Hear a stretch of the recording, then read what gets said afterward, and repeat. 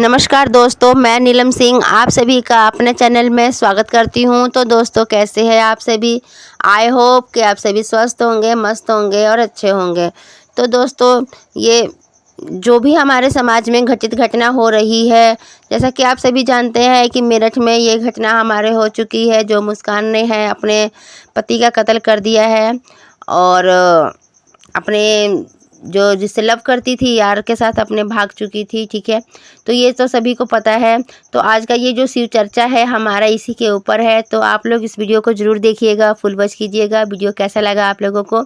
एक छोटा सा प्रयास किया है हमने, तो जो हो रही समाज में घटना के ऊपर शिव चर्चा का गाना बनाया है, गीत बनाया है।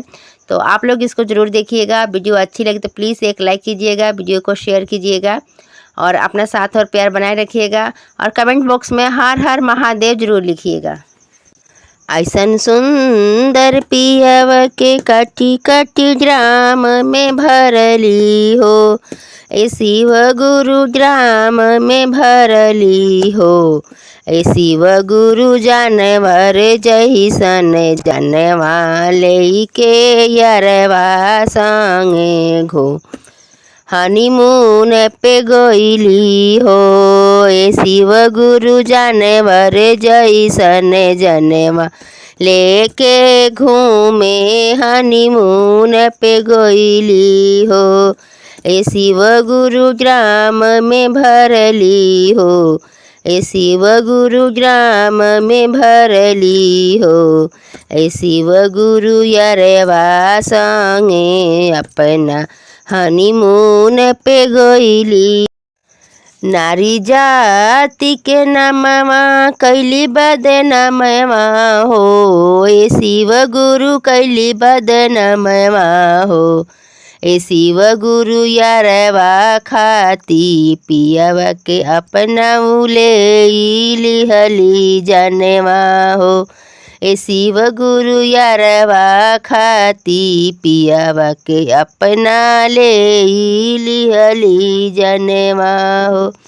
ए शिव गुरु यारवा खाती पियवा के जनवा ले लिहली हो।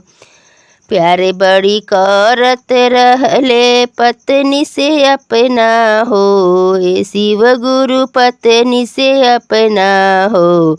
ए शिव गुरु आइल रहले अपना जन्मदिन मनावे, फूल जैसन बेटी के हो। ए शिव गुरु आइल रहले जन्मदिन मनावे, फूल जैसन बिटिया के हो।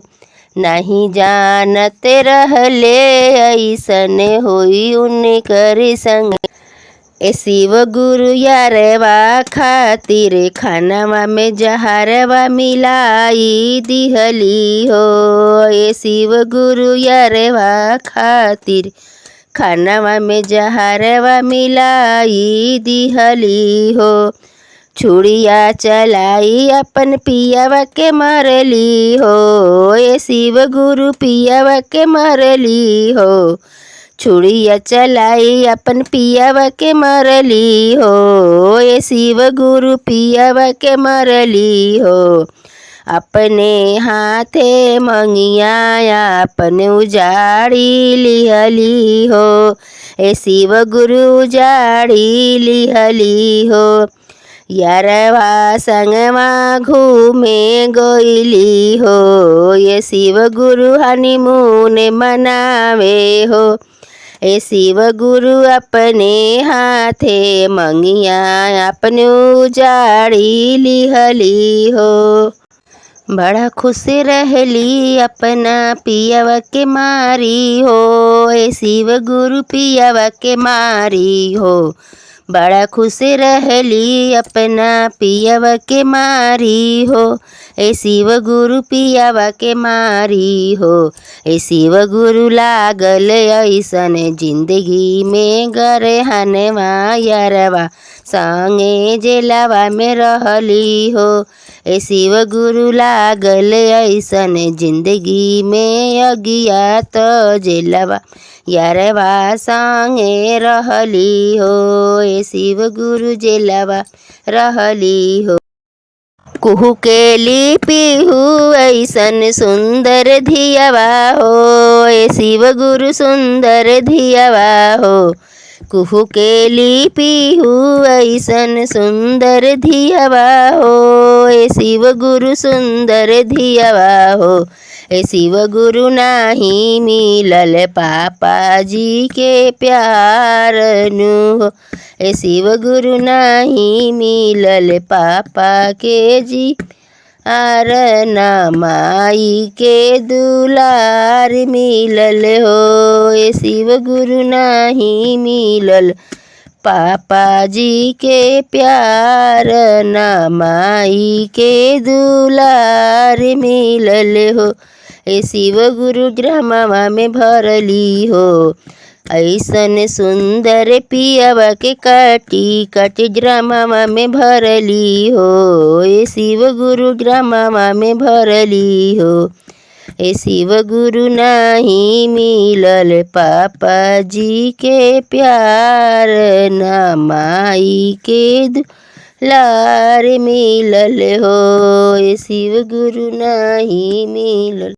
तो दोस्तों, ये जो हमने शिव चर्चा का गीत गाया है ये समाज में हो रही आधारित घटना पर है और ये सत्य घटना है।